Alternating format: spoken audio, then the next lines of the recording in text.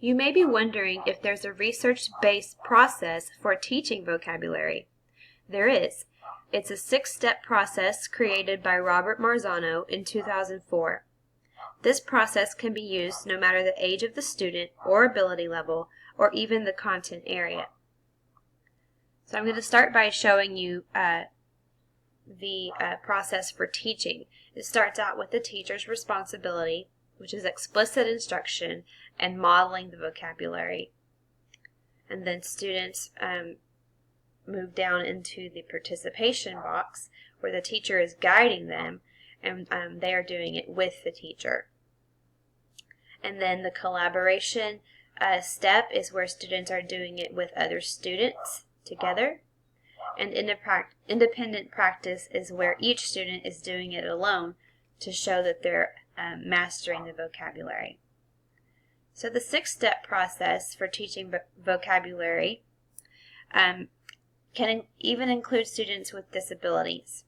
Use the first 3 steps to introduce new words to students, and the next 3 steps give the students multiple exposures to those new words for review and for eventual retention. That's where it gets added to their background knowledge and becomes part of their schema. Here are the 6 steps. Step 1, explain the word in the student-friendly description, explanation, or example of the new term. So this is where the teacher explicitly explains the word, uses it in context, and gives good ability level examples. So examples on the students' levels. Step 2, restate. Ask the students to restate the description, explanation, or example in their own words. So this is where if you had word notebooks or maybe student-created word walls or glossaries, they could add the words to those at that time. Step 3, show. Ask students to construct a picture, symbol, or graphic representation of the term.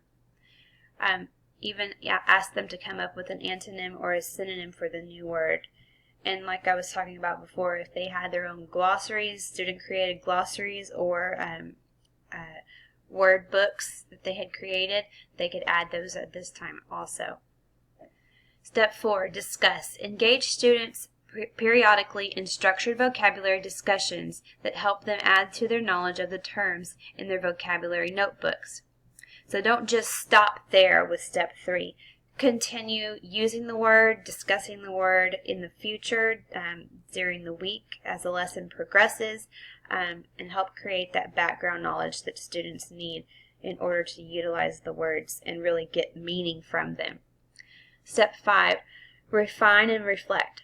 Periodically ask students to return to their notebooks to discuss and refine entries. So as they learn more about the words, they're going to go back into their notebooks and add maybe more synonyms, more antonyms, more examples, more word meanings, such as if the word is also, maybe it's a noun and sometimes it's a verb, so they can add those new understandings to their notebooks as their knowledge increases. Step 6, apply in learning games. So you're going to have them interact with the words. They're going to be engaged with the words. They don't just, oh, I'm just going to write this in my notebook and forget about it. They're going to use the words, and these words are going to become part of their oral vocabulary, their daily vocabulary that they use at home and away from school as well. Involve students periodically in games that allow them to play with new terms, like Jeopardy, Name That Word, Bingo, and Concentration. Many games and activities can be found on this website here at the bottom. And this reference is included in my Prezi, the reference for this information that I've shared with you.